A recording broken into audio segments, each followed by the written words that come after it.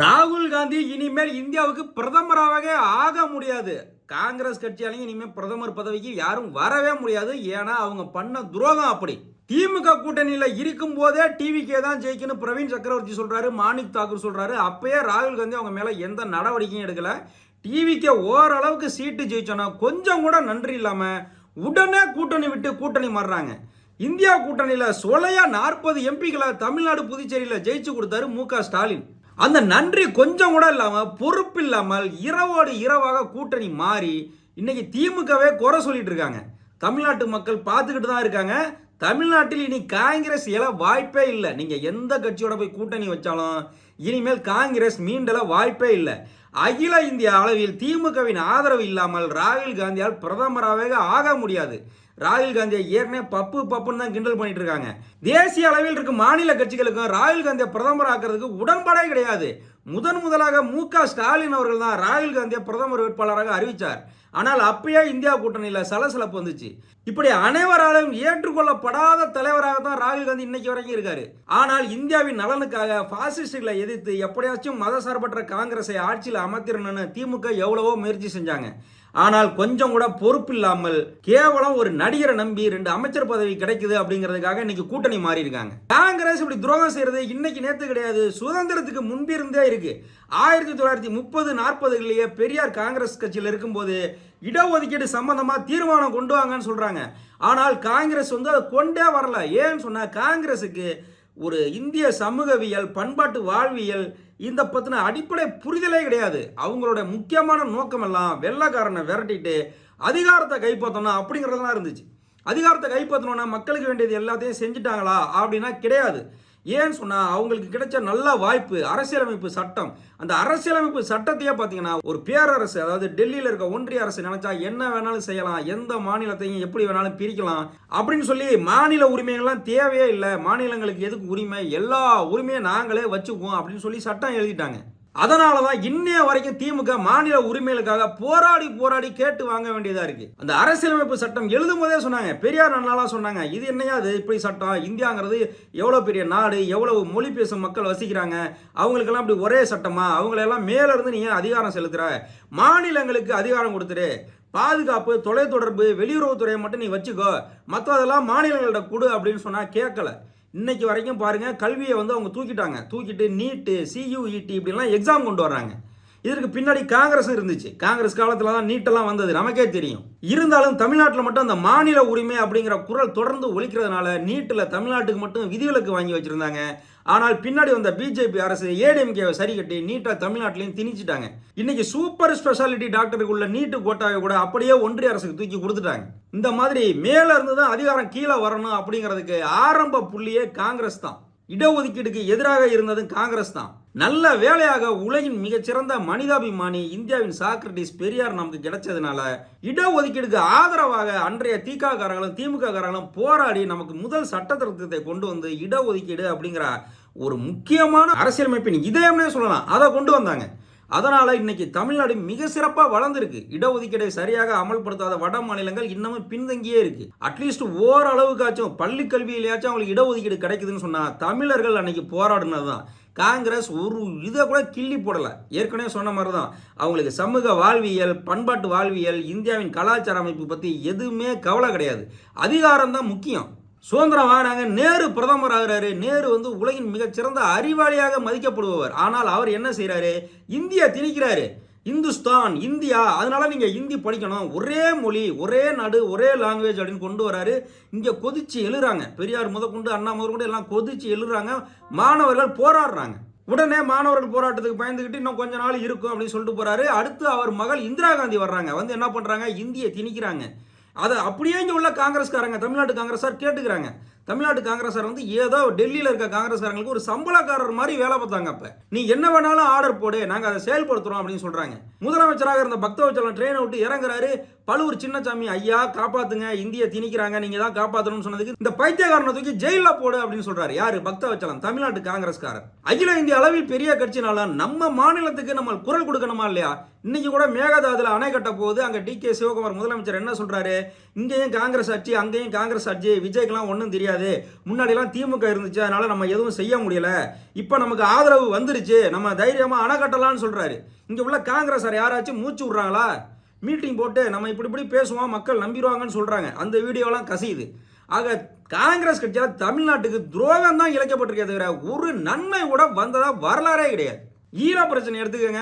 இந்திரா காந்தி அம்மையார் கட்டாயமாக அதை இந்திரா காந்தி அம்மையார் இருந்திருந்தால் கட்டாயமாக தனி ஈழமோ இல்லை தமிழருக்கான உரிமையே வாங்கி கொடுத்துருப்பாரு. அதற்காகத்தான் அங்கே உள்ள போராளிகளுக்கெல்லாம் இங்கே பயிற்சி கொடுத்தாரு. ஆனால் அதே கட்சியை சேர்ந்த ராஜீவ் காந்தி வர்றாரு. இந்திரா காந்தி அம்மையார் இறந்த பின்பு, அதாவது சுட்டு கொல்லப்பட்ட பின்பு ராஜீவ் காந்தி வர்றாரு. அப்படியே உல்டாவாயிட்டாரு. ஈழ பிரச்சனையில் இன்னைக்கு தமிழர்களுக்கு உரிமை கிடைக்காம போனது, அதற்கான பழியை இன்னைக்கு வரைக்கும் திமுக சுமந்துட்டு இருக்கிறது காரணமே இந்த காங்கிரஸ் தான். ராஜீவ் காந்தி பண்ண வேலை IPKF அனுப்பி அந்த IPKF இல்லாத அட்டூழியம் பண்ணிட்டு சென்னையில் இறங்கும் போது வரவேற்க கூட போகாதவர் தான் அப்போதைய முதல்வர் தலைவர் கலைஞர். அடுத்து 2008 ஈழத்தில் போர ஆரம்பிச்சு இலங்கை அரசுக்கு ஆதரவு கொடுத்து தமிழர்களை ஒழிச்சு தமிழ் போராளிகளை ஒழிச்சு திமுகவுக்கு கெட்ட பேரை உண்டு பண்ணி இன்னைக்கு வரைக்கும் திமுக அதை சுமந்துட்டு கிடக்குது. இந்திரா காந்தி மட்டும் சும்மாவா விட்டாங்க? எமர்ஜென்சி அறிவிக்கிறாங்க. எமர்ஜென்சி அறிவிச்ச உடனே அடுத்த நாளே தலைவர் கலைஞர் சட்டமன்றத்தை கூட்டுறாரு. காலையிலேயே தீர்மானம் போறாரு. எமர்ஜென்சிங்கிறது அரசியல் சட்டமைப்புக்கு எதிரானது, இதை உடனே நீக்கணும், இந்திரா காந்தி பதவியை ராஜினாமா பண்ணணும், எமர்ஜென்சியை நீக்கணும்னு சொல்லி தீர்மானம் போடுறாரு. இந்தியாவில் யார் அப்படி போட்டா? உடனே கலைஞர் மேல காண்டு, எப்படியாச்சும் கலைஞரை ஆட்சியை விட்டு தூக்கணும் அப்படின்னு சொல்லி எல்லாரும் கலைஞர்கிட்ட தான் தஞ்சடைகிறாங்க. இந்திரா காந்தி யாரெல்லாம் அரெஸ்ட் பண்ண நினைக்கிறாங்களோ அவங்களாம் தப்பிச்சு ஓடி தமிழ்நாட்டில் தான் சரணாகதி அடைகிறாங்க. காமராஜரே அரெஸ்ட் பண்ணுங்கிறாங்க, தலைவர் கலைஞர் அரெஸ்ட் பண்ணல, அவ்வளோ பேருக்கும் பாதுகாப்பு கொடுக்குறாரு. இதையெல்லாம் பார்த்த இந்திரா காந்தி, வெகுண்டெழுந்த இந்திரா காந்தி தலைவர் கலைஞர் மேல பழிய போட்டு, அதுவும் சர்க்காரியா கமிஷன் அப்படின்னு ஒரு கமிஷனை அமைச்சு கலைஞரை நம்ம விஞ்ஞான ஊழல் செஞ்சுட்டாரு அப்படின்னு சொல்லி இன்னைக்கு வரைக்கும் அந்த சர்க்காரியா கமிஷனால திமுகவுக்கு கெட்ட பேர் தான். சாதாரண பொதுமக்கள் அதெல்லாம் நம்பிட்டு இருக்காங்க. என்ன நிரூபிச்சாங்க? சும்மா ஒரு கமிஷனை போட்டாங்க, திமுக ஊழல் பண்ணிருக்குன்னு சொன்னாங்க. என்ன நிரூபிச்சாங்க? கலைஞர் ஆட்சியை டிஸ்மிஸ் பண்ணாங்க. அதான் நடந்துச்சு. அதுக்கு காரணம் இந்திரா காந்தியை எதிர்த்தது தான். அவங்களோட எமர்ஜென்சியை எதிர்த்து தீர்மானம் போட்டதும் அவங்களோட ஆர்டருக்கு அடிபணியாமல் யாரையும் கைது பண்ணாம விட்டதும் தான் காரணம். அதை நிரூபிச்சாங்களா இல்லையான்னு வரலாறை பத்தி மக்கள் தெரிஞ்சுக்க விரும்புறதே கிடையாது.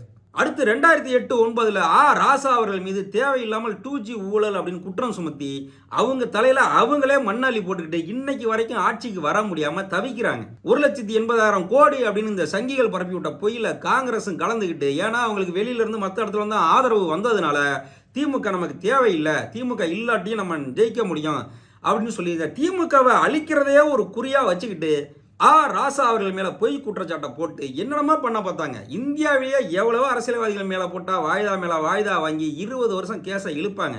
ஆனால் ராசா அவர்கள் ஜெயிலே இருந்துட்டு நான் வாய்தா வாங்க மாட்டேன், உன்னால முடிஞ்சா நிரூபிச்சு காமின்னு சொல்லி அந்த கேஸ்ல இருந்து வெளியே வந்திருக்காரு. ஆனால் இன்றைய வரைக்கும் அவருக்கு கெட்ட பேர்.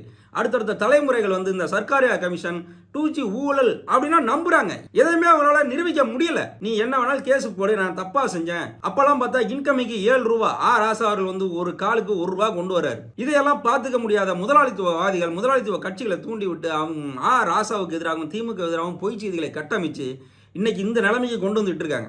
காங்கிரஸ் செஞ்ச தப்புக்கெல்லாம், வரலாற்று பிழைகளுக்கெல்லாம் திமுக தான் பழிய சுமந்துட்டு கிடக்கு. மெட்ராஸ் ஸ்டேட் அப்படிங்கிறத தமிழ்நாடுன்னு பேரை மாத்துங்கன்னு சொல்லி சங்கரலிங்கனார், அவரும் காங்கிரஸ்ல இருந்தவர் தான், எவ்வளவோ சொல்றாரு.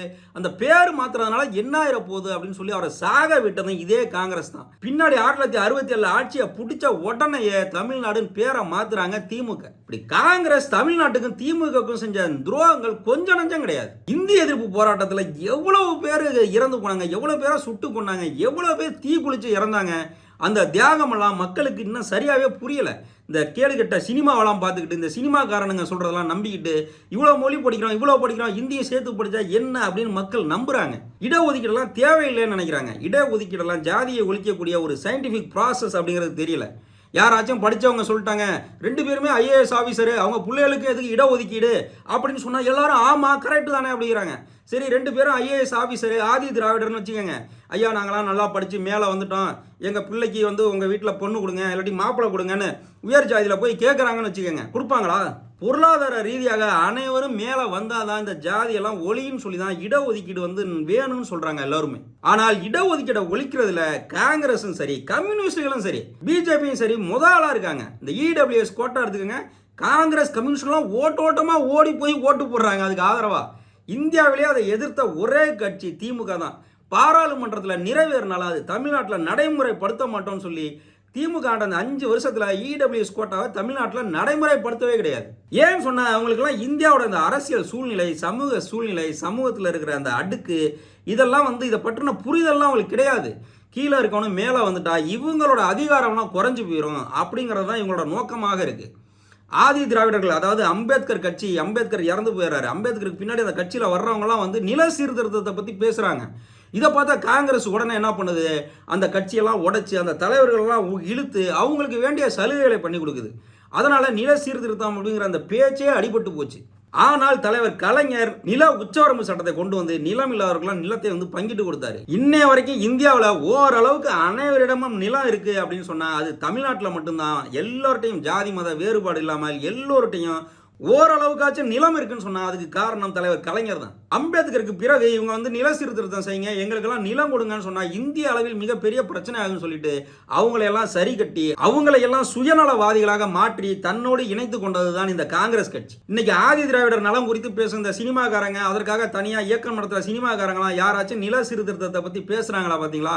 அவங்க இந்த சினிமா மாயையை பயன்படுத்தி அவங்களுக்கான தலைவர் ஆகணும் அப்படின்னு தான் பாக்குறாங்களே ஒழிய அவங்களுக்கான அந்த சுயநலம் அரசியலில் முன்னேறதுக்கு என்னென்ன வாய்ப்புகள் இருக்குது அதை பயன்படுத்திக்கணும்னு பார்க்குறாங்களே தவிர யாரும் அந்த மக்களுக்காக போராடணும், உழைக்கணும், அந்த மக்களுக்கு நல்லது நடக்கணும் அப்படின்னு யாருமே எதுவும் செய்கிறது கிடையாது.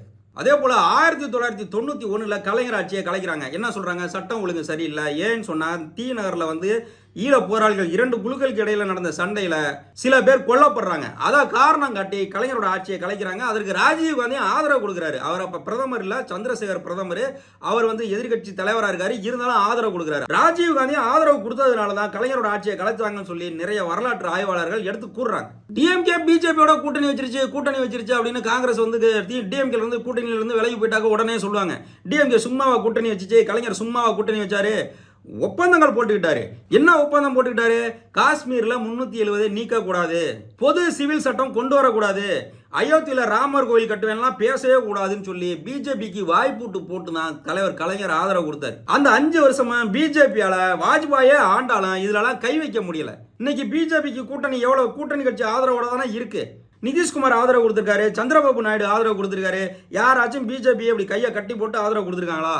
ஆனாலும் அரசியல் தெரியாத மக்கள் இந்த மாதிரி ஒரு சாதாரணமா ஒரே ஒரு வார்த்தை பிஜேபியோட திமுக தானே கூட்டணி வச்சிச்சு அப்படிங்கறத நம்பிக்கிட்டு திமுகவுக்கு எதிராக களமாடிட்டு இருக்காங்க. அதுவும் இந்த இன்டலெக்சுவல் சொல்றவங்க, நடுநிலையும் சொல்றவங்க தங்களோட புத்திசாலித்தனத்தை காமிக்கிறதா நினைச்சுக்கிட்டு இதையே தான் உருட்டிட்டு இருப்பாங்க. திமுக தானே பிஜேபியோட கூட்டணி வச்சிச்சு அப்படின்னு சொல்லி.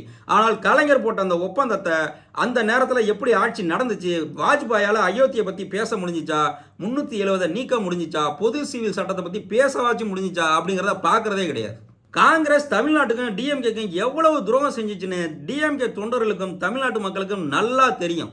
திமுகவை நம்பி வந்துட்டா திமுக தோல்ல சுமக்கும், திமுகவை எதிரின்னு நினைச்சிட்டா போர் குணத்தை காட்டும். இன்னைக்கு அகில இந்திய அளவில் காங்கிரஸ் தான் நம்ம எதிரின்னு டிஎம்கே முடிவு பண்ணிருச்சுன்னா ராகுல் காந்தியால ஒரு நாளும் பிரதமர் ஆக முடியாது. அதுதான் நிதர்சனம். நன்றி, வணக்கம்.